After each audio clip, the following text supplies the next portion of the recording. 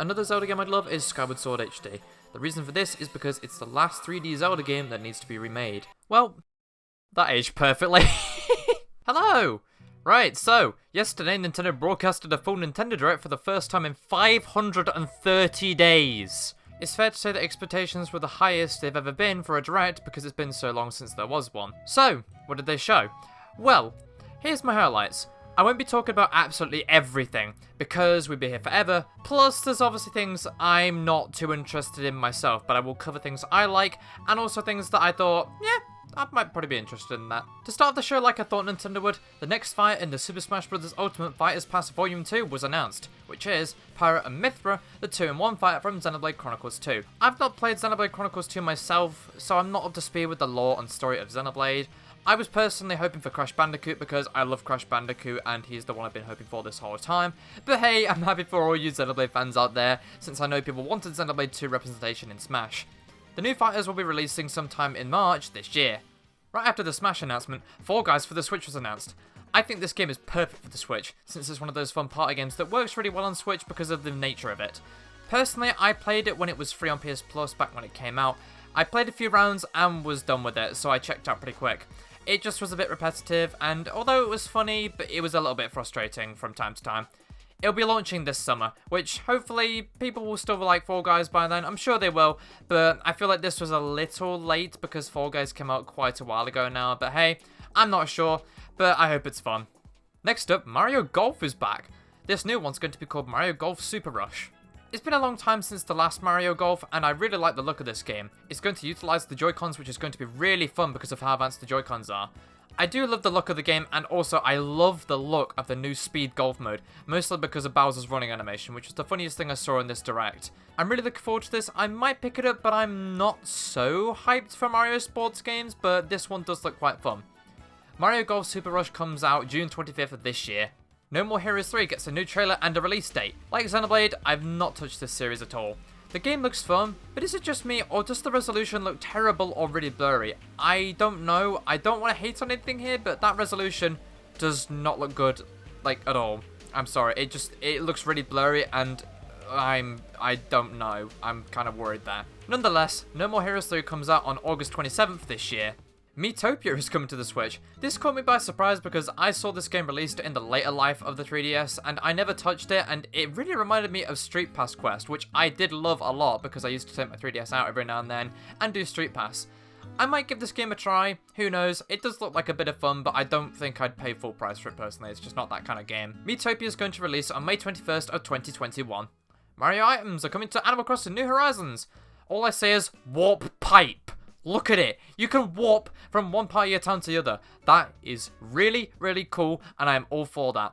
Apart from that, I've seen Mario stuff in Animal Crossing before, since I played New Leaf for hours back in its heyday. I did have a lot of fun with Animal Crossing, but nowadays I'm not too into life simulators because I just don't really find them too fun anymore because they're very time consuming, and Animal Crossing unfortunately has become that. But I don't mind how it works, but I've preferred having stuff quicker in Animal Crossing compared to now. The new content will be coming February 25th. Star Wars Hunters. I don't know what this game's going to be, since it was just a cinematic trailer, but hey, it's cool, it's Star Wars. And I'm not surprised that it was a cinematic trailer because when it comes to Star Wars, we do usually get that. The game will be coming sometime soon in 2021. Oh, now here's the good stuff. Hyrule Warriors Age of Calamity is getting an expansion pass. I'm excited for this because I love Age of Calamity, and it was a pleasant surprise of how good it was. I didn't think I'd love it as much as I did, but I mean, it's Breath of the Wild, so I'm not surprised I did. The expansion pass is going to have 2 waves, much like the Breath of the Wild pass. It'll feature an expanded roster, new weapon types, new challenges, new enemies, and new skins. The first wave comes out in June 2021, and the second wave comes out in November 2021. On top of that, there's a purchase bonus that will be available on the 28th of May this year.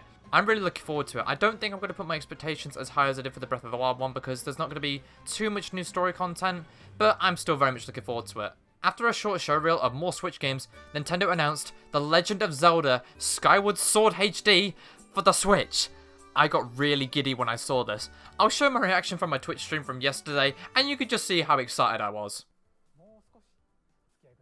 I will, because I'm hoping for Zelda.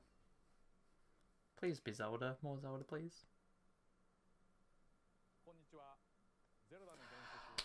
Ooh!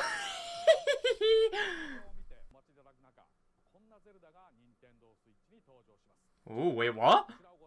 Oh. Oh. Oh my god! Yes! Skyward Sword for Switch! Oh my god!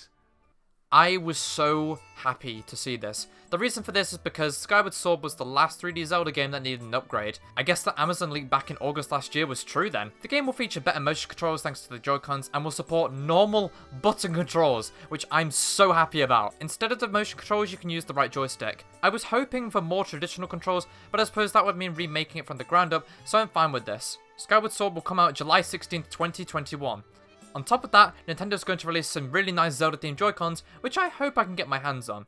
Nintendo's one last thing announcement was Splatoon 3. This was speculated since Splatoon 2 had finished all its events, and not as many people play it now, but people still do play it. I jumped into Splatoon 2 once and enjoyed it a lot, but I just didn't end up going back to it yet. I did really have fun with it. It was a great time because it was something different, but I don't know. I just didn't go back to it, but I really want to go back to it now, just to play it. Heck, I never even played the Octo expansion DLC either. I mean, Nintendo releases so many expansion passes now, I can't keep up with them, honestly. Splatoon 3 does look really cool, and I'm glad it's going to be coming out to reignite interest in Splatoon again. The game will release sometime in 2022. There was no, margin, it just said 2022, that's all. I'm assuming it will be most likely to be around 5 years after Splatoon 2, so near the Switch's 5th birthday, perhaps, but that depends. Overall, I thought this Direct was pretty good. It didn't have loads of things I personally wanted, but it was a great return for the Nintendo Directs, and I really hope to see more in the future, because it was a great feeling to be watching them live again after such a long time. That's all for this video, guys. What did you think of this Nintendo Direct? Let me know in the comments below, and I'll see y'all later. Bye!